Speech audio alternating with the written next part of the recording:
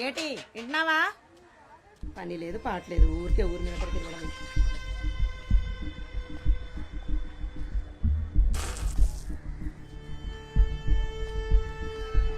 ఏంటో నాకు ఇది పొద్దున్నే అసలు ఈవిడ ఎక్కడ దొరుకుతున్నారు నీకు? మా అమ్మరా రాత్రి మీద గెలిచావా? 500 వచ్చాయి. 500?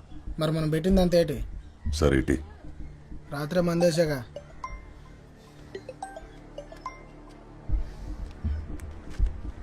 నేను వస్తా నాకు.